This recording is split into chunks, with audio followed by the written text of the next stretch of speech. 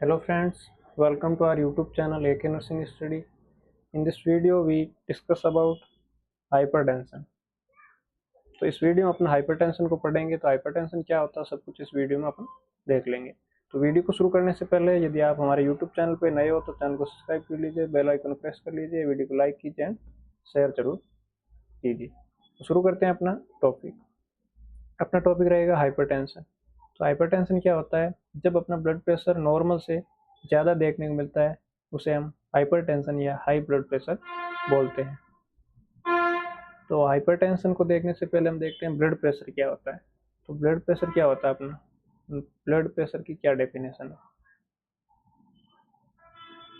Blood pressure, तो blood pressure अपना जो ब्लड के द्वारा जो आर्टरीज पे ब्लड के वॉल्यूम के द्वारा जो आर्टरीज पे प्रेशर एक्सर्ट किया जाता है, प्रेशर लगता है, उसे हम बोलते हैं ब्लड प्रेशर। और इसमें अपन देखते हैं systolic blood pressure and diastolic blood pressure. तो अपना नॉर्मल सिस्टोलिक ब्लड प्रेशर होता है 120 एंड डायस्टोलिक होता है 80। और इसकी यूनिट होती है अपनी mm/Hg। क्या रहेगी यूनिट? mm/Hg। तो सिस्टोलिक ब्लड प्रेशर वो होता है जब अपना वेंट्रिकल कॉन्ट्रैक्शन करता है या फिर हार्ट बीट करता है, उस टाइम जो ब्लड का प्रेशर है आर्टरीज पे लगता है उसे हम सिस्टोलिक ब्लड प्रेशर बोलते हैं। जब कॉन्ट्रैक्शन के बाद हार्ट रेस्टिंग स्टेज में होता है और उस टाइम जो ब्लड का प्रेशर होता है आर्टरीज पे लगता है उसे हम डायस्टोलिक ब्लड प्रेशर कहते हैं। तो ये हो गया अपना सिस्टोलिक ब्लड प्रेशर और डायस्टोलिक ब्लड प्रेशर। तो इसके बाद अपन देखेंगे हाइपरटेंशन की डेफिनेशन क्या है। तो अपन देखते हैं हाइपरटेंशन की डेफिनेशन। हाइपरटेंशन, तो डेफिनेशन में ये लिखा है कि hypertension also known as high blood pressure is a long-term medical condition in which blood pressure in the artery is persistent elevated. The systolic BP will be equal or more than 140 mmHg and diastolic BP is equal or more than 90 mmHg. This condition is called hypertension. तो hypertension की definition आपने देख ली है। तो इसको हम easy भाषा में समझे तो हाइपरटेंशन क्या है? एक लॉन्ग टर्म मेडिकल कंडीशन है जिसके अंदर अपना ब्लड प्रेशर परसिस्टेंट और कंटिन्यूसली क्या होता है? हाई देखने को मिलता है या एलिवेटेड देखने को मिलता है, जिसमें अपना सिस्टोलिक ब्लड प्रेशर 140 mmHg हो जाता है और डायस्टोलिक ब्लड प्रेशर 90 mmHg और इससे ज़्यादा देखने को मिलता है, तो उसे हम बोलते हैं हाइपर टेंशन। ठीक है, ये अपना सिस्टोलिक ब्लड प्रेशर, ये अपना डायस्टोलिक ब्लड प्रेशर। जब 140 और 90 और इससे ज़्यादा रहता है तो उसे हम हाइपरटेंशन बोलते हैं। तो हम देखें कि नॉर्मल ब्लड प्रेशर तो अपना 120/80 होता है और इससे लेके और हाइपरटेंशन की कंडीशन के बीच की कंडीशन को हम क्या बोलते हैं? इसके बीच की कंडीशन आती है उसे हम बोलते हैं प्री हाइपरटेंशन। क्या बोलेंगे? Pre hypertension. जब ब्लड प्रेशर अपना 120 से लेके 139 और डायस्टोलिक 80 से लेके 89 mmHg के बीच रहेगा, वो कंडीशन कहलाएगी अपनी प्री हाइपरटेंशन। तो उसको हम प्री हाइपरटेंशन बोलते हैं। ये हम सब कुछ डिटेल में अपन क्लासिफिकेशन में देख लेंगे। तो इससे पहले मैंने थोड़ा आपको ये बता दिया कि जब ब्लड प्रेशर जो अपना नॉर्मल है उसको और हाइपरटेंशन की कंडीशन के बीच की कंडीशन होती है उसे हम प्री हाइपरटेंशन बोलते हैं। नेक्स्ट है अपना क्लासिफिकेशन। ये देखो क्लासिफिकेशन आके, तो इसमें सब कुछ लिखा हुआ है। यहाँ पर अपना नॉर्मल ब्लड प्रेशर, तो नॉर्मल ब्लड प्रेशर होता है 110 mmHg और 80 mmHg। ये हो गया अपना सिस्टोलिक, ये हो गया डायस्टोलिक। तो ये प्री हाइपरटेंशन कंडीशन जिसमें होता है अपना 120/39 और 180/89 के बीच का होता है, इसे हम बोलते हैं प्री हाइपरटेंशन। क्या बोलेंगे? Pre hypertension. और उसके बाद ब्लड प्रेशर जब अपना 140 और इससे ज़्यादा हो जाता है और डायस्टोलिक अपना 90 और 99 के बीच हो जाता है, उसे हम बोलते हैं स्टेज फर्स्ट। ये अपनी फर्स्ट स्टेज है हाइपरटेंशन की।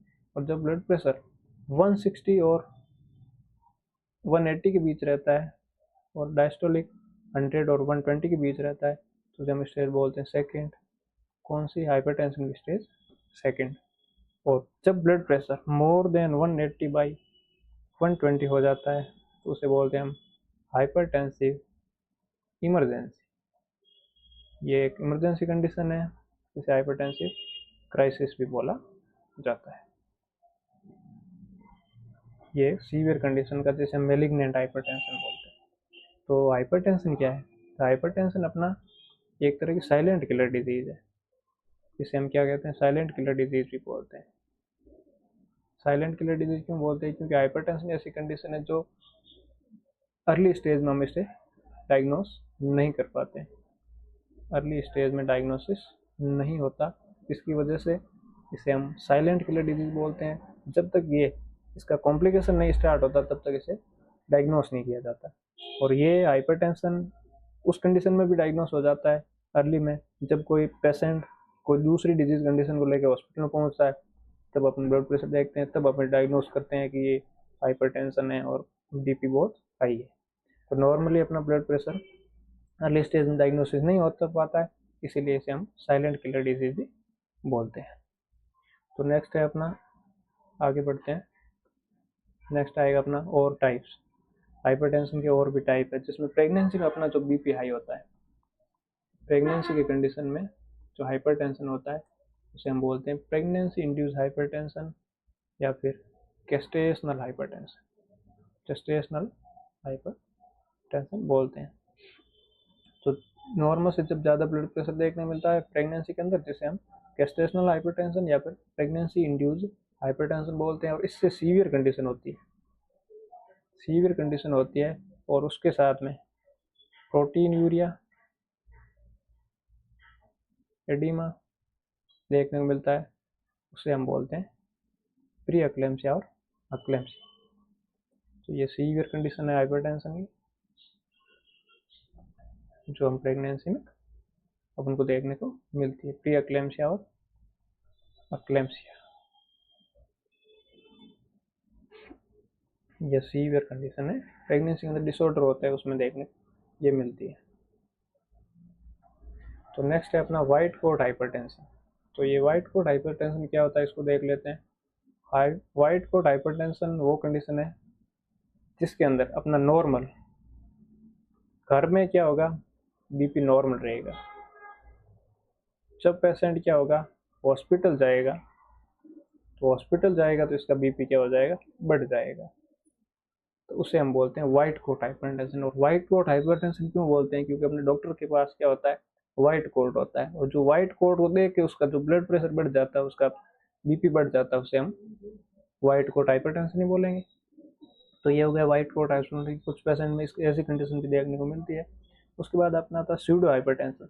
स्यूडो हाइपरटेंशन में क्या होता है, ओनली सिस्टोलिक बीपी इक्वल और more than 140 mmHg and diastolic BP less than 80 mmHg also called pseudo hypertension due to atherosclerosis artery। तो pseudo hypertension वो होता है जिसमें अपनी सिस्टोलिक बीपी तो क्या होती है, इंक्रीज होती है, बट डायस्टोलिक बीपी डिक्रीज देखने को मिलती है, उसे हम बोलेंगे स्यूडो हाइपरटेंशन। कौन सा हाइपरटेंशन? स्यूडो। और ये कंडीशन किस में देखने को मिलती है, एथेरोस्क्लेरोसिस, एथेरोस्क्लेरोसिस, एथेरोस्क्लेरोसिस में देखते हैं। तो एथेरोस्क्लेरोसिस क्या होता है ये तो आप जानते होंगे, नहीं जानते तो मैं ये भी बता देता हूँ कि जब अपनी ब्लड वेसल्स के अंदर, इसके अंदर ब्लड वेसल्स के अंदर क्या होता है, फैट डिपोजिशन होता है। जब अपना हाई कोलेस्ट्रॉल लेवल रहता है पेशेंट का, तो फैट का, कोलेस्ट्रॉल का, लिपिड का डिपोजिशन स्टार्ट हो जाता है अपनी ब्लड वेसल्स के अंदर, आर्टरीज के अंदर। उसकी क्या होती है, उससे अपनी क्या होती है, नैरोइंग हो जाती है, नैरोइंग हो जाती है किसमें, आर्टरीज में। और आर्टरीज में नैरोइंग की वजह से क्या होता है, ब्लड प्रेशर बढ़ जाता है, क्योंकि वहाँ पर स्पेस कम हो जाएगा तो प्रेशर ज़्यादा लगेगा, तभी तो आगे ब्लड पास हो जाएगा। उसे हम बोलेंगे हाइपरटेंशन की कंडीशन। और उस तरह की कंडीशन को हम क्या बोलते हैं यहाँ पे, स्यूडो हाइपरटेंशन। ये हो गया अपना स्यूडो हाइपरटेंशन। जो एथेरोस्क्लेरोसिस है ये अपना क्या होता है, मोस्ट कॉमन कोज होता है किसका, कोरोनरी आर्टरी डिजीज का। कोरोनरी आर्टरी डिजीज का मोस्ट कॉमन कोज है एथेरोस्क्लेरोसिस। और इसकी सीवियर कंडीशन होती है कोरोनरी आर्टरी डिजीज के बाद अपन क्या देखने को मिलती है, एमआई और एंजिना पेक्टोरिस भी होता है। तो ये सब कुछ है, यहाँ पर अपने हाइपरटेंशन के टाइप देख लिए। उसके बाद हम आगे बढ़ते हैं, और क्या है, ईटियोलॉजी, क्या हाइपरटेंशन की क्या ईटियोलॉजी है, वो सब कुछ इसमें। तो हाइपरटेंशन की ईटियोलॉजी क्या है, पहला तो अपना प्राइमरी हाइपरटेंशन। प्राइमरी हाइपरटेंशन की वजह से हम बोलते हैं असेंशियल हाइपरटेंशन या फिर इडियोपैथिक हाइपरटेंशन। असेंशियल हाइपरटेंशन क्यों बोलते हैं, कि प्राइमरी हाइपरटेंशन तो कब देखने, जब अपना क्या हो जाता है, हाइपोवोलेमिया हो जाता है या हाइपोटेंशन हो जाता है। उस कंडीशन के अकॉर्डिंग अपना बॉडी कंपनसेट करके नॉर्मल ब्लड प्रेशर को मेंटेन करने के लिए जो ब्लड प्रेशर इंक्रीज करती है उसे हम प्राइमरी हाइपरटेंशन बोलते हैं। जो असेंशियल होता है अपनी बॉडी के लिए जरूरी होता है उसे प्राइमरी हाइपरटेंशन बोलते हैं, जिसका इडियोपैथिक होता है, जिसका कोई कोज नहीं होता है। सेकेंड है अपना सेकेंडरी हाइपरटेंशन। सेकेंडरी हाइपरटेंशन वो होता है जिसमें ब्लड प्रेशर किसी एग्जैक्ट कोज की वजह से, कोई भी ईटियोलॉजी की वजह से ब्लड प्रेशर देखने को मिलता है या फिर कोई भी डिजीज कंडीशन की वजह से ब्लड प्रेशर इंक्रीज देखने को मिलता है, उसे बोलते हैं सेकेंडरी हाइपरटेंशन। और ये कंडीशन 5 से 10% केस के अंदर देखने को मिलती है। It is the elevation of the blood pressure with exact cause. This type of hypertension is occur at 5 to 10% in total case, जैसे हम सेकेंडरी हाइपरटेंशन बोलते हैं। नेक्स्ट है अपना रिस्क फैक्टर ऑफ हाइपरटेंशन। तो हाइपरटेंशन के रिस्क फैक्टर ये है, वो तो ईटियोलॉजी थी। और रिस्क फैक्टर क्या होता है, रिस्क फैक्टर वो होते हैं जो मे और मे नॉट बी, मे और may not be causes the disease, जिसे हम बोलते हैं रिस्क फैक्टर। और कोज क्या होता है, जो एग्जैक्टली कोज करता है डिजीज को। रिस्क फैक्टर वो होते हैं जिसकी रिस्क होती है, ये कंडीशन कुछ है जो अपनी डिजीज की कोज हो सकती है और नहीं भी हो सकती है, उसे हम बोलते हैं रिस्क फैक्टर। तो हाइपरटेंशन के रिस्क फैक्टर क्या है, smoking, stress, sedentary life style, obesity, advance age, diabetes mellitus, intake of salt excessive और फैमिली हिस्ट्री। तो पहला है अपना स्मोकिंग। स्मोकिंग क्या करता है, स्मोकिंग भी हाइपरटेंशन का कोज हो सकता है, क्योंकि स्मोकिंग क्या करता है, स्मोकिंग करता है अपना वेजो स्पाज्म। तो वेजो स्पाज्म होगा तो क्या होगा, नैरोइंग होगी किसकी, वेसल्स की। तो वेसल्स नैरो होगी तो ब्लड का प्रेशर हाई होगा, क्योंकि स्पेस कम होगा तो ब्लड का प्रेशर ही बढ़ेगा ना, वेजो स्पाज्म के वजह से। स्ट्रेस और सेडेंटरी लाइफ स्टाइल, ओबेसिटी, ये सब इसी प्रकार क्या है, कोज करते हैं अपना हाइपरटेंशन को। सेडेंटरी लाइफ स्टाइल रहेगी तो उसमें कोलेस्ट्रॉल का लेवल बढ़ जाएगा, हाई कोलेस्ट्रॉल लेवल है तो कार्डियोस्कुलर प्रॉब्लम करती है। ओबेसिटी की वजह से भी, ज़्यादा एज है तो उसमें भी हाइपरटेंशन देखने को मिलता है, डायबिटीज़ में भी देखने को मिलता है। और ज़्यादा साल्ट इंटेक करते हैं, साल्ट में क्या होता है, NaCl, सोडियम क्या होता है, वाटर लविंग होता है। क्या होता है ये, वाटर लविंग। तो क्या करता है ये, वाटर स्लो करता है। तो सोडियम जहाँ रहेगा वहाँ पर क्या रहेगा, वाटर रहेगा। तो वाटर ज़्यादा होगा तो हाइपरवोलेमिया होगा, और हाइपरवोलेमिया ही क्या है, हाइपरटेंशन है।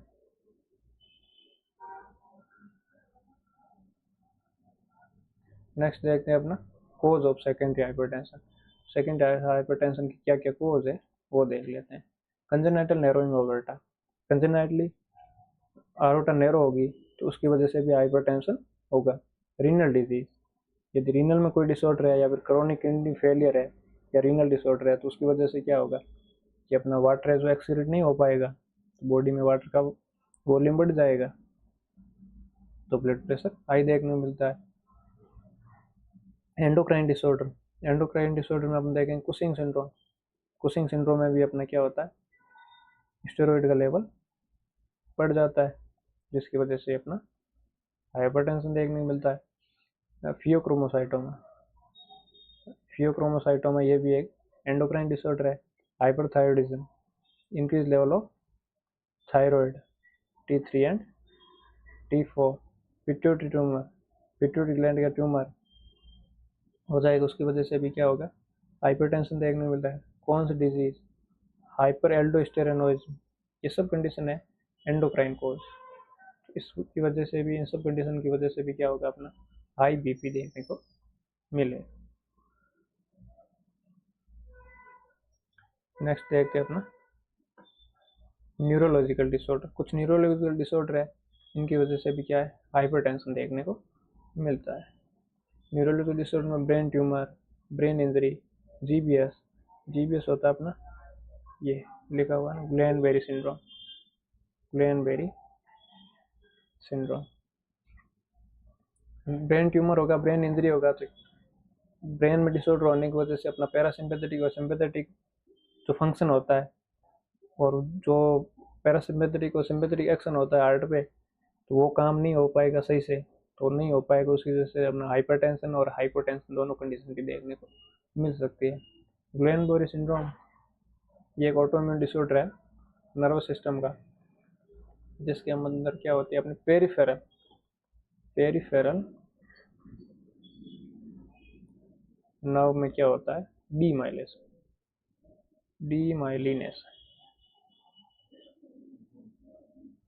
जिसके अंदर अपना पैरालिसिस देखने को मिलता है। और किस प्रकार का पैरालिसिस होता है? ग्राउंड टू बेस जिसे हम बोलते हैं असेंडिंग पैरालिसिस। नेक्स्ट है अपना मेडिकेशन। कुछ मेडिकेशन है जो भी अपना हाइपरटेंशन कोज करते हैं, जिसमें अपना ओसीपी ओरल कॉन्ट्रासेप्टिव पेस्ट में भी हाइपरटेंशन देखने को मिलता है। कोकीन, एमएवाइज, सिरोसिस ओब्लियर में एमएवाइज में अपनी आती है मोनो अमाइनो ऑक्सीडेज इनहिबिटर, जिसमें होती है mono amino oxidase inhibitor. Cirrhosis of liver में भी ये हाइपरटेंशन देखने को मिलता है।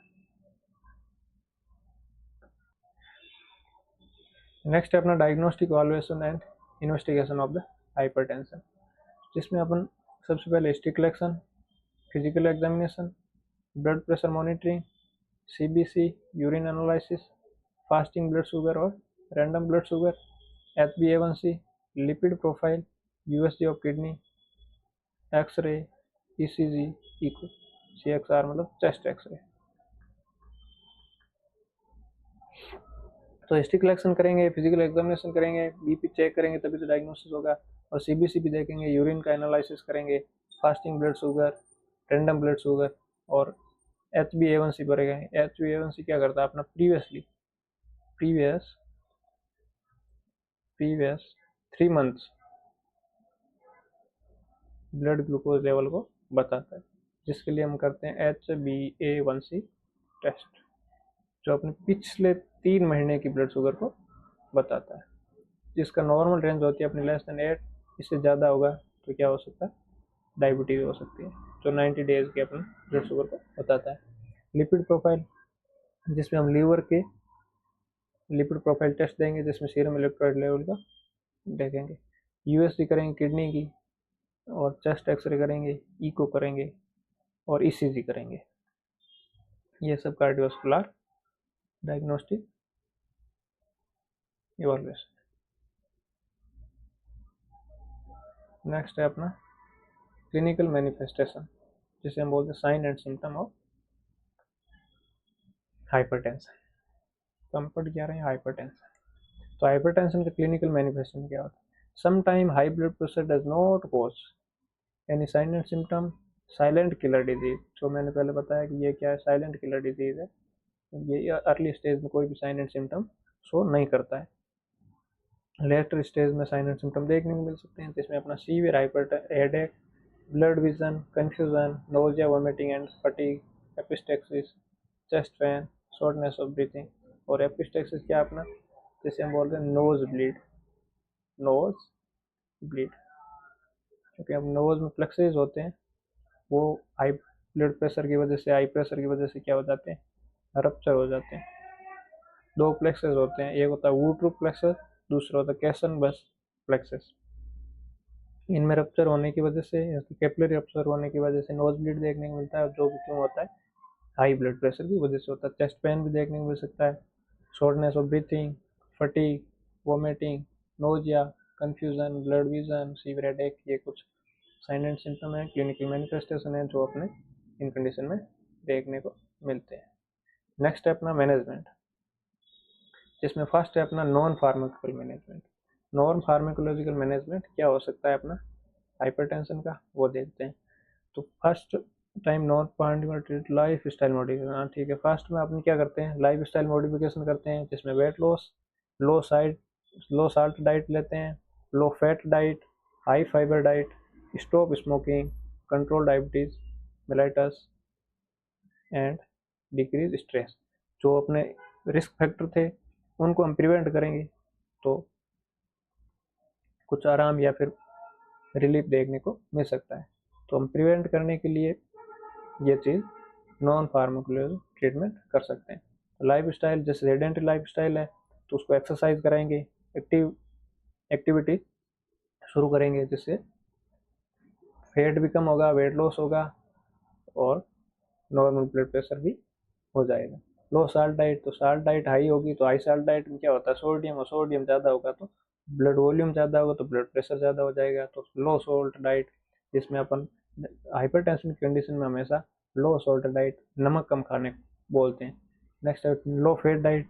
हाई फैट डाइट क्या करता है, हाई फैट डाइट में क्या होता है, कोलेस्ट्रॉल होता है, कोलेस्ट्रॉल क्या करेंगे, कार्डियोवास्कुलर प्रॉब्लम करती है तो उसको भी हम कम लेंगे। लो फाइबर डाइट, लो फाइबर डाइट देंगे क्योंकि कॉन्स्टिपेशन होगा तो उससे भी प्रेशर, एब्डोमिनल प्रेशर बढ़ेगा, प्रॉब्लम होती है। स्टॉप स्मोकिंग, स्मोकिंग क्या करती है, अपनी वेजोस्पाज्म करती है तो उसको भी अवॉइड करेंगे।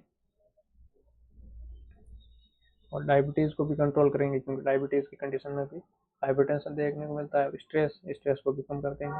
तो ये कुछ है नॉन फार्मेकोलॉजिकल मेडिसिन। नेक्स्ट है अपना फार्मेकोलॉजिकल मैनेजमेंट। फार्मेकोलॉजिकल मैनेजमेंट जिसे बोलते हैं हम medical management. Pharmacological management, pharmacological management हम देखते हैं। सबसे पहले देंगे डायूरेटिक। डायूरेटिक क्या करेगी, अपनी यूरिन आउटपुट को बढ़ाएगी। क्या करेगी, यूरिन आउटपुट इंक्रीज होगा, जिससे वजह से क्या होगा, अपना वॉल्यूम कम होगा, बॉडी में वाटर कम होगा, जिससे ब्लड प्रेशर कम देखने को मिलेगा। दूसरा अपना beta blocker.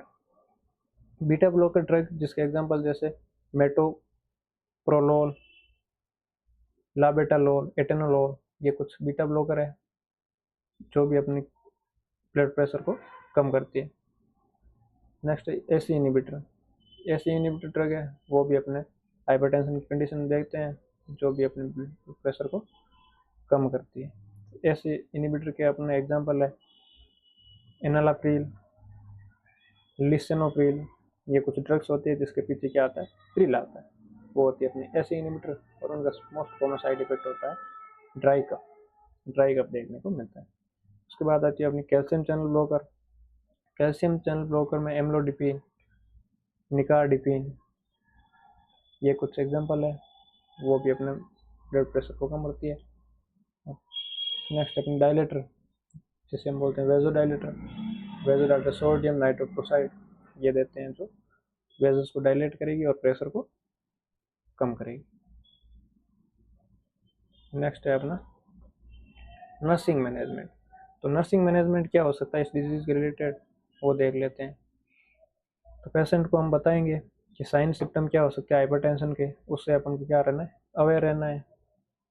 Blood pressure check करेंगे 2 और more time on both arm with patient in supine and standing position. Both position में हम इसे ब्लड प्रेशर चेक करेंगे 2 और मोर टाइम पर डे। उसके बाद हम प्रीवियस और प्रेजेंट ब्लड प्रेशर को कंपेयर करेंगे। उसके बाद history collection about family tendency and hypertension.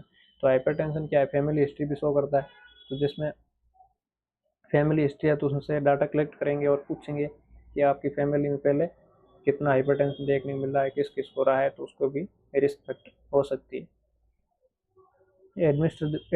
Medication administrate करना होता है। Then educate the patient about blood pressure check before take medication. Patient को बीपी की मेडिकेशन देने से पहले अपन को ब्लड प्रेशर भी चेक करना है, पेशेंट का वेट चेक करना है, पेशेंट को एजुकेट करना है रिस्क फैक्टर को अवॉइड करने से, और स्मोकिंग को हमें स्टॉप करना है। ये रिस्क फैक्टर है उनसे अवॉइड करना है और पेशेंट को एजुकेट करना है। मेडिकेशन देने से पहले ब्लड प्रेशर चेक करना है और दिन में 2 से 3 बार ब्लड प्रेशर चेक करना है। ब्लड प्रेशर स्टैंडिंग और सुपाइन दोनों पोजीशन में चेक करना है और ब्लड प्रेशर प्रीवियस और आफ्टर मेडिकेशन एडमिनिस्ट्रेशन या फिर हॉस्पिटलाइजेशन उसको कंपेयर करना है, क्या कुछ वेरिएशन देखना है, इंक्रीज हो रहा है या डिक्रीज हो रहा है। उसके बाद पेशेंट को एनकरेज करेंगे साल्ट रेस्ट्रिक्टेड डाइट, मतलब साल्ट को क्या करना है, रेस्ट्रिक्ट करना है या फिर अवॉइड करना है। क्योंकि 60 ज़्यादा होगा तो क्या होगा, बीपी ज़्यादा देखने को मिलेगी। Check electrolyte level, monitor blood pressure regularly before and after giving medication, provide psychological support. ये अपना नर्सिंग का सबसे इम्पोर्टेंट होता है मैनेजमेंट, जिसमें अपने पेशेंट को साइकोलॉजिकल सपोर्ट प्रोवाइड करना है और पेशेंट को ये फील कराना है कि हम आपके साथ हैं और हम आपकी पूरी केयर करेंगे और आप ठीक हो जाएंगे। उसके बाद चेक और assess side effect of the medication, medication के साइड इफेक्ट को भी असेस करते रहना है। और if loop diuretic then check for hypokalaemia. Loop diuretic का साइड इफेक्ट होता है अपना हाइपोकैलेमिया। हाइपोकैलेमिया क्या होता है, लो लेवल ऑफ पोटेशियम। तो यहाँ पे अपना वीडियो ख़त्म होता है। तो थैंक यू सो मच। आपको लगभग वीडियो पूरा समझ में आ गया होगा, हाइपरटेंशन में कोई डाउट नहीं रहा होगा। यदि आपको कोई भी डाउट रहता है तो आपको क्या है, कमेंट में आप डाउट पूछ सकते हो, जहाँ पे मैं आपको पूरे डाउट सॉल्व करने की कोशिश करूँगा। और वीडियो आपको कैसा लगा है, अच्छा लगा है तो वीडियो को कमेंट में रिव्यू ज़रूर बताएं। और इस प्रकार यदि आपको वीडियो अच्छा लगता है तो नेक्स्ट भी काफ़ी इम्पोर्टेंट डिजीज़ पे ऐसे वीडियो आपको देखने को मिलेंगे। तो वीडियो को रिव्यू लास्ट में ज़रूर कमेंट बॉक्स में बता दीजिए। और thank you so much for watching video.